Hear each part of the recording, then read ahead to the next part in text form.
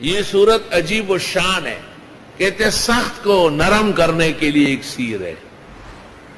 بادشاہ ظالم کی گرفت اور پکڑ سے نکالنے میں تیر بہدف ہے.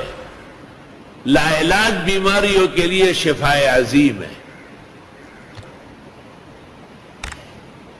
اور دشمنوں کے سر کو نیچے کرنے کے لیے تلوار الہی ہے. اور اتنے فضائل و مناقب ہے کہ علماء کہتے مت بیان کرو. لوگ اور صورتیں چھوڑ کر اسی کے وظیفے کریں گے.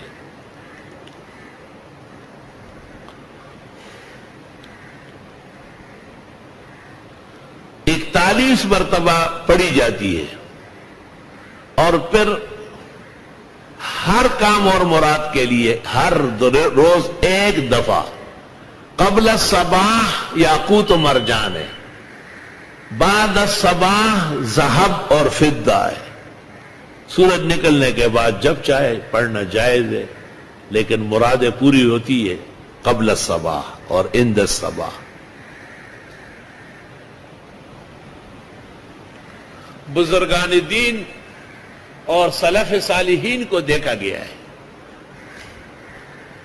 کہ جب کسی کے بیمار ہونے کا سنتے ہیں اور یہ بھی خیال میں آتا ہے کہ بھئی اب کافی وقت ہو رہا ہے یا پریشانی بڑھ رہی ہے، تو فجر کی نماز میں سے امام صاحب یا وہاں کا کوئی ذمہ دار اعلان کر لیتا ہے کہ فلاں کے گھر جا کے سورہ تغابن پڑھنی.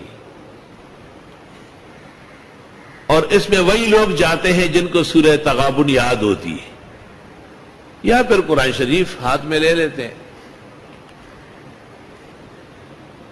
بیمار کے پلنگ کے چاروں طرف بیٹھ جاتے ہیں، بشرطے کہ مرد ہو عورت نہ ہو. عورت ہو تو عورتیں کرے. اور وہ گھر وہ پراٹھے اور چائے گرم گرم تیار کرے، اور کڑس اور پیچ والے پراٹھے ہو. ایک آدمی نے طلباء سے پڑھوایا، 5,000 روپے دیے، اور جتے دیکھو تھے اتھے آن کلو تھی. میں نے کہا پراٹھے پکو.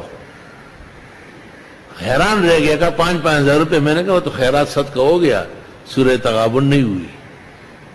یہاں سے طلباء دوبارہ چلے گئے، اور اس نے میرے کہنے کے مطابق شل ہو گیا تھا، امریکہ سے اپائے جایا تھا. آج ایسا دوڑتا ہے آپ دیکھیں گے کہ گھوڑا ہے. مانیں گے نہیں کہ یہ شل بھی ہوا ہے، لیکن ہے نہایت ناشکرہ ناقدرہ. اس کو چاہیے کہ احسن العلوم کو اپنے پلکوں پر بٹھائے.